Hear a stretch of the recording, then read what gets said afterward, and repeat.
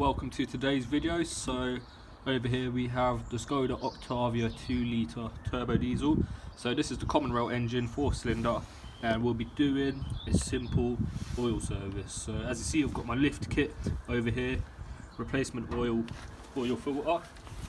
I'll suggest in this video it's always good to wear hand protection and goggles as well, just to prevent any particles to go in your eyes. Okay, when doing an oil service, I highly suggest you go for a short drive.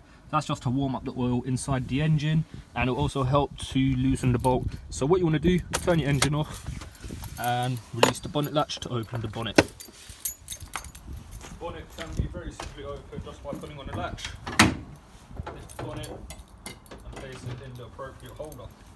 Okay, firstly what I like to do is remove the oil filter. So this is just tucked underneath here, so it's always good just to remove this engine cover, place that on the side like so, and that's our oil filter down there. But as you see, it's still quite hard to get to, so in this version of the car it's always good to just pop this out of the way.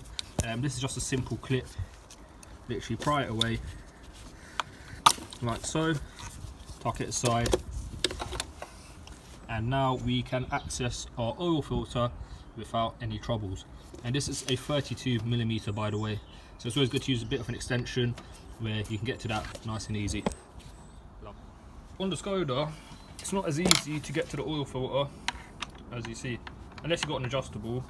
But in this instance, what we're going to have to do is just remove this vacuum pipe, and I've dropped the TH30, but we'll be using that just to remove this screw over here, just to release this, and I'll allow our socket to go in.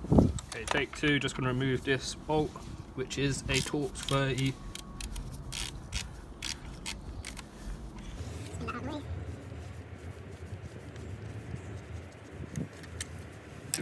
Done. Pull out the metal plating, push that to the side, and now we can get to our oil filter with ease. Okay, oil filter removal. Got a 32mm bit on top of the oil filter casing. I've got an extension just to make it easier to apply the force down on my large ratchet. I've kept my drip pan handy just so I can chuck my oil filter in straight away as soon as that's removed.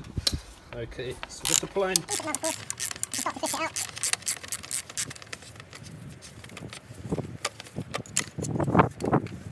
lovely stuff. And be careful, it will be dripping with oil. So very quickly, begin to pull it out.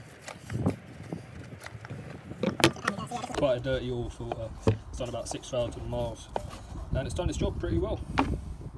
Okay, so replacement of oil filter, obviously what you want to do is remove your old oil filter, and it's always good to change this gasket on top. So using a screwdriver, simply pry it out and roll it down.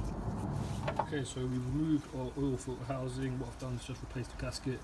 Good tip always to lubricate this with some oil. This will help with sealing and will ensure there's no cracks or any leaks. Yeah, it's all done. Okay, so the car's all lifted up. It's supported on jack stands. If you do have car ramps, this will be easier to do, but I've only got axle stands, so you're just going to have to do for now. As you see, I've got adequate space to go underneath. I've got my 19mm bolt on the ratchet ready to do the oil change. Okay, so we are underneath the car. The tray has been removed, so this is our 19mm oil sump here. So I'd say try position this a bit further away, not directly underneath, as it will tend to shoot out. But yeah, just to show you now, we're going to get that removed. Let's see if I can get this off without getting my hands dirty. Give me a second now. 3, 2, 1. There we go. And that's all going in. Nice and lovely. Very dirty oil. Okay, so our oil is completely drained. So first what we're going to do is reassemble our oil filter. Then we're going to go back underneath the car, put the sump back on.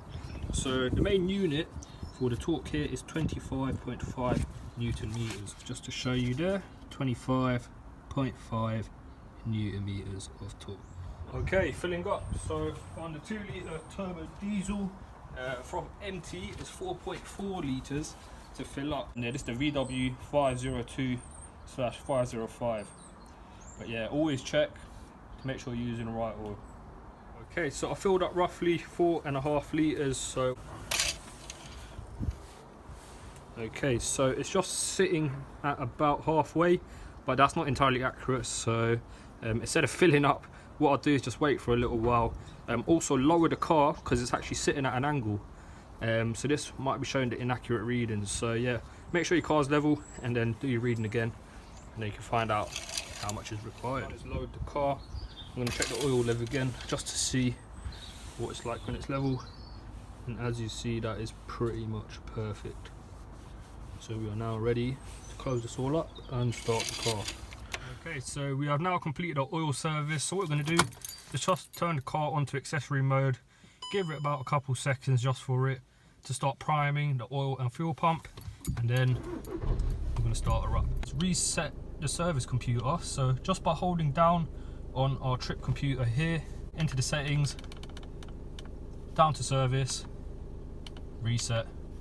Okay, so service is now reset. So if I were to go back and go on the vehicle status, it's now reset to a day or a set amount of miles. But obviously I like to do mine roughly 6,000 to 8,000 miles for oil service. But glad you guys enjoyed this video. If you liked it, give it a thumbs up. Any comments will be appreciated. Thank you.